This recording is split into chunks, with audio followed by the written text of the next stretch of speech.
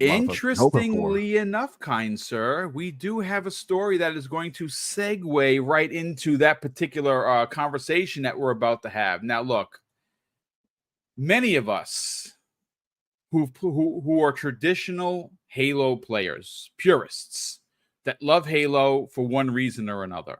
Now, maybe your Halo love is different than mine, but at the end of the day, it is a magnanimous type of IP.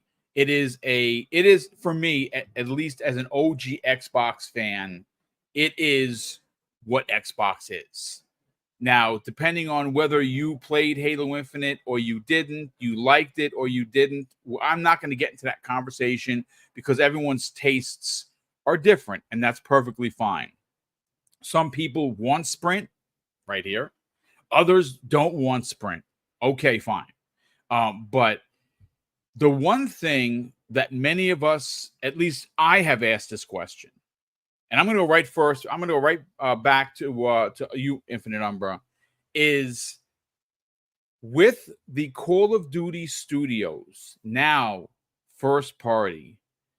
How long would it take, or would it be feasible to have someone who has skills in first-person shooting and storytelling take on the Halo franchise? Because again, we know that they're working on a mainline Halo. My problem with Halo Studios in the past is they've been always laser focused on just putting out one game. And to me, that is unacceptable business when you have these studios now under the Xbox Game Studio banner. There is absolutely no reason or rhyme why there cannot be multiple stories being told from different perspectives, from different eras, housing different characters. I would even dare say that it would be pretty interesting to get a game based on using the Covenant from their perspective. I think that is something that a lot of people, it doesn't have to be a $500 million game. It can be a small team put together that puts out an experience that's 8, 10, 12, 15 hours, and it tells a side story. And it Boom! drops I watched you on Colt the other day. Sorry to cut you off. Oh, yeah, that's right. And you gave a good thought and idea for a game based on dude, you're talking about with the Zeta 1. scientist? Yeah, Exactly, on bro. Zeta Halo, and you talked about the scientists. I'm like, yeah, that sounds good. Alien. What's the name of that game? Alien.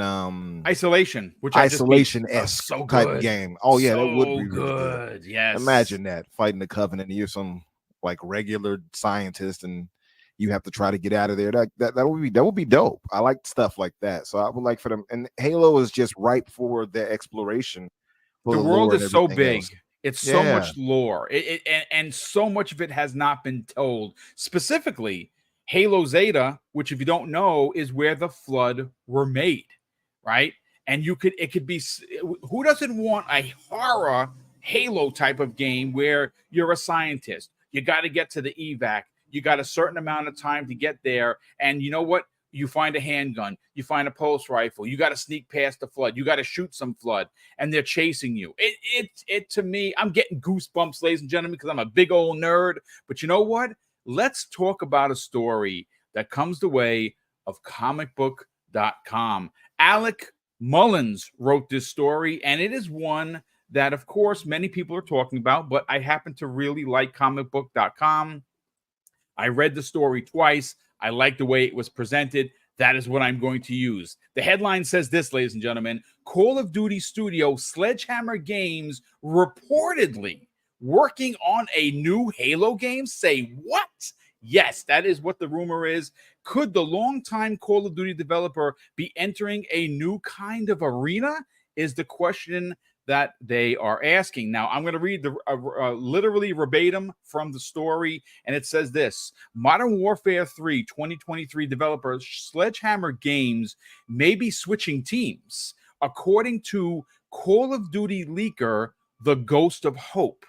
The studio behind Advanced Warfare has been tasked with working on a new Halo franchise. This rumor first appeared over the summer and has gained more traction after the now deleted job listing mentioned working on Unreal Engine, the very same engine Halo Studios, formerly 343, confirmed to be used on the next Halo title. Okay, so this is what's interesting. So maybe you don't know who the Ghost of Hope is, but I think everybody, Umbra, knows who Clobriel is. And according to the story, the listing, first reported by Clobriel, stated Sledgehammer is hiring for an unexpected game running in Unreal Engine 5. Look, this is what Halo needs, brother. And look, I know, like I said last night on Colt's show, Sledgehammer Games was handed a bag of bad goods with Modern Warfare 3. The single player, story driven portion of it was very good. What people did not like were the Warzone esque missions that were merged with it to make a full $70 title. It was Corpo 101, and it is what it was. Okay, it was reviewed poorly. Like I said, I enjoyed it. I played through it. I have no qualms of how much time I spent playing it, but that doesn't mean it was a great game, because it wasn't. But here, the difference here is allowing Sledgehammer to do what they did with Advanced Warfighter, which, by the way, I absolutely loved. And you give them a blank canvas with Halo.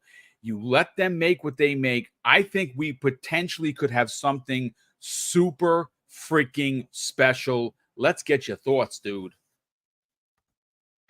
Yeah, boom. I didn't see Clobriel's tweet on that, but so the rumor is at least that at least some studio, a helper studio, I'm guessing a support studio with the Call of Duty teams, will be making their own game, Halo game. 100% behind that. I've actually floated that idea before. I think I've seen other people do it too. One of the thoughts was like, man, you got all these different teams from Raven to Sledgehammer to Infinity Ward. Like literally, that's way too much talent to be just wasted on one franchise. As big as Call of Duty as Call of Duty is, and as great as this new campaign and everything is with Black Ops 6, there's so much potential, so much more potential for those studios. Yes. Outside of just being a factory for Call of Duty. So 100% behind that idea already. I don't know how true it is, but I feel like the resurgence and kind of change up that they have going on with Halo, the Halo Studios and all that, and Unreal Engine 5. Thank the Lord. I feel like I feel like that could be a possibility. It very well could be true. For me, absolutely behind it. There is. I'm not the biggest Call of Duty fan, so you all have to bear with me. But what team is it that most fans don't care for as much? Well, Call of Duty, is it Sledgehammer? I think Sledgehammer would be this is just me speaking, would be third on the list, because the way it used to work is before Treyarch became this monstrosity of a developer, it was always Infinity Ward. Now, of course, Infinity Ward was run by Vince Zampella and his ex-partner, who are now running Respawn Entertainment for EA. It used to be Infinity Ward was tip of spear. Upcoming rookie was, of course, both Sledgehammer Games, which was in third, and I believe, again, taking no qualms away from them, you also got Ravensoft. Ravensoft is another phenomenal developer. Oh, Raven is talented. Yeah, so you in my opinion, if I were to just rank them now for you, it would be Treyarch as one, Infinity Ward and Raven very close, neck and neck for second and third, and then the fourth would be Sledgehammer Games. And I think a lot of people, depending on what you like and what you don't, some people did not like last year's Modern Warfare 3. And again, like I said in the opening, I really believe they were handed an ill bag of goods, and they did what they could. But if you take a game that they made from scratch, which is Advanced Warfighter, a lot of people loved that game, and I was one of them. Probably because of the wall running and stuff, and that's because I enjoyed Titanfall. I was gonna say that's the Titanfall love coming through Yeah, right there. so Yeah. maybe that's what it is. But yeah, that's how I would size the order. And again, I'm not taking anything away from the incredible, talented devs of Sledgehammer. But if you ask anybody, that's the order I at least believed most people would agree with.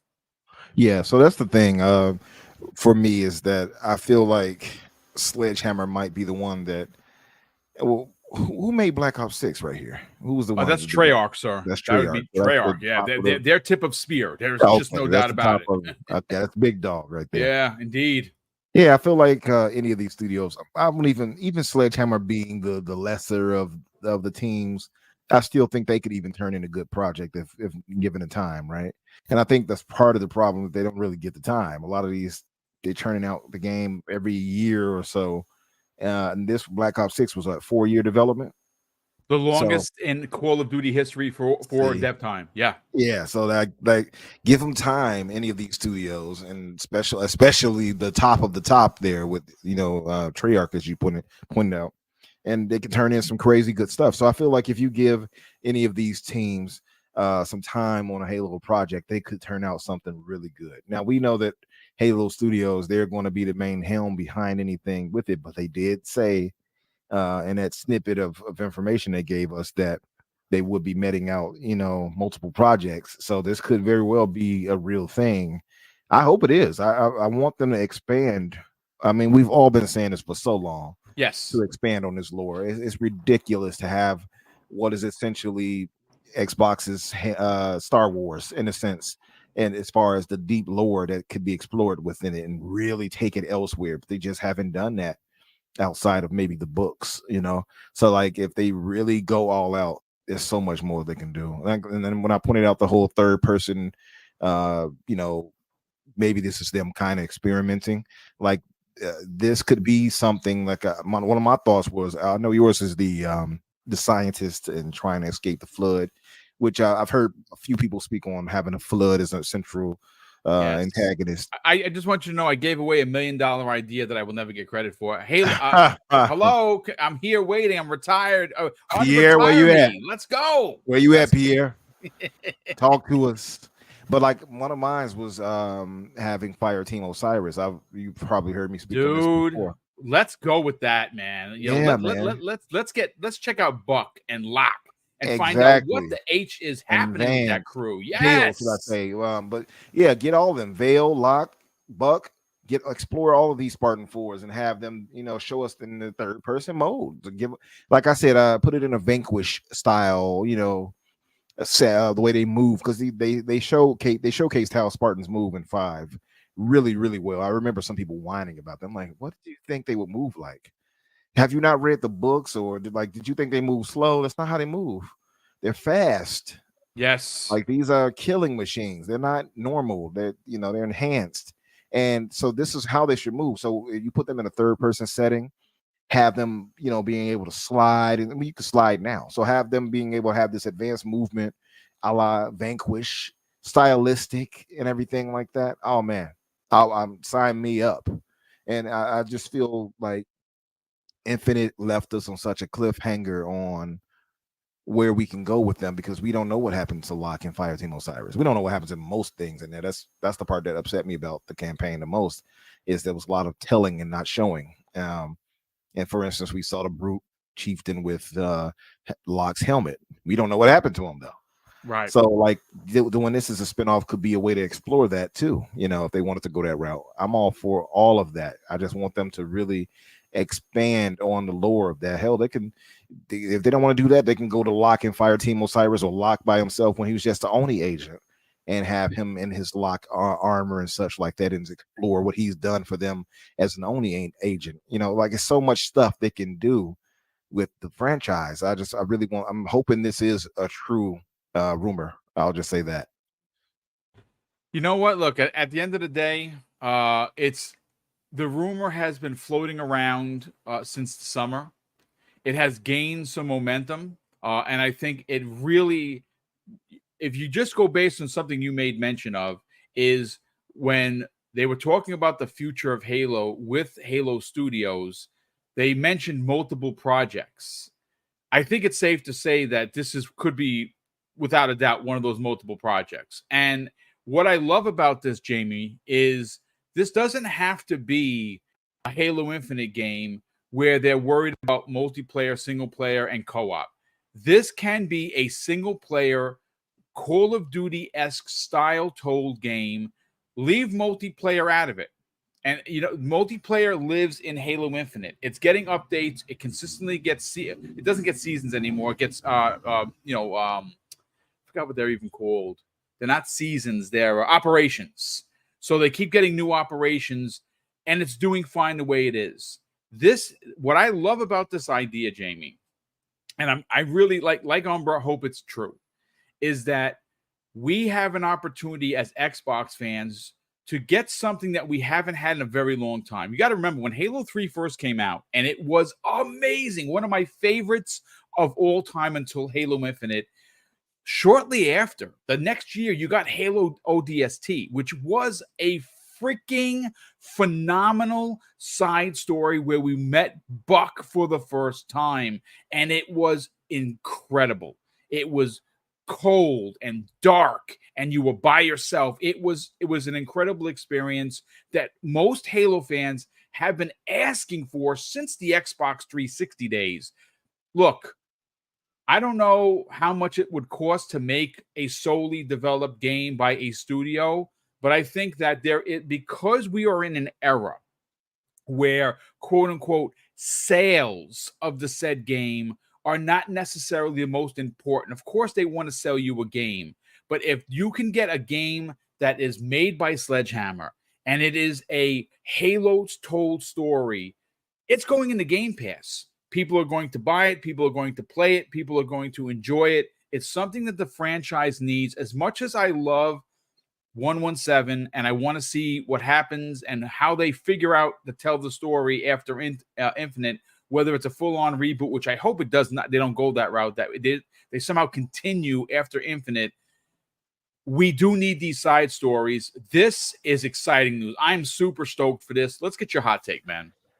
Yeah, I mean, like, Halo is such a big franchise that it shouldn't be just one game, right? It's big enough that it should be multiple games. Like, think about it like this. Like you said, in the span of a handful of years, we got Halo 3, Halo 3 ODST, Halo Reach, and then Halo 4, right? And as someone that mainly plays Halo for its single player now, I've had no single player content for years. Right, I've been starving for new Halo content, and something I've always wanted is a third-person game for Team Osiris in the style of a Mass Effect 3, a gameplay, third-person, heavy-weighted gameplay. But the thing with Xbox now is that they have so many studios that they can actually do that. Halo Studios, they said they're working on multiple Halo games. For all we know, they could be working on 2, and Sledgehammer could be working on another one. Sledgehammer's like the way Sledgehammer used to make their games is that you'd have Sledgehammer, Treyarch, and Infinity Ward rotating which games were coming out. And things have changed the past few years with Modern Warfare 3 being basically a $70 expansion. Like Sledgehammer haven't really put out a Call of Duty for a very long time, and I could see them working like big time on a new Halo game. Like you said, it doesn't need to be multiplayer. I think a new Halo game, before Infinite, just has to be single player. And Halo's too big of a franchise to just have one game every 5-6 years. I mean, the wait from Halo 5 to Halo Infinite felt like an eternity for me because it's just like, as someone that doesn't play multiplayer anymore, next to nothing new to play. And I think, one of the biggest things for Microsoft purchasing Activision is that they have so many different opportunities for collaboration. Yes. Like my dream game, one of my dream Halo games would be a single player first person game using id Tech by Machine Games. Oh, wow. That's what a combination, dude. And the funny thing is that's completely possible now because of all the studios underneath one umbrella. I think it's exciting for Halo fans such as me because it looks like we're going to start getting more Halo games more regularly. Halo should absolutely not be a one game every 5 years thing. We used to get Halo Wars, and that was pretty much it as a spin-off. But Halo should have multiple spin-offs. We should be getting one new Halo game, not even a mainline one, every 2 years. And I think Microsoft realized that Halo used to be a big pull in the gaming industry. And, with the rise of Call of Duty in 2007, I could go on. Like, Halo isn't that big anymore, but it is at the same time. And I think Microsoft, they begin to realize that they should capitalize on that. They started doing that with the announcement of Halo Studios and the Unreal Engine. Like, the announcement of Unreal Engine 5 for Halo got the community extra hyped. And it was basically just a callback to the original Halo game using, the tester visuals. Well, we want new games. We want spin-offs. And it finally looks like Microsoft may actually be doing that. And plus, I would love to see what a Call of Duty campaign developer could do with the Halo franchise, because you get massive set pieces in Call of Duty. You don't typically get that in Halo games. Not often. And I would love to see what they could do with the Halo franchise, because as big as the Halo franchise is, they've barely scratched the surface at this point.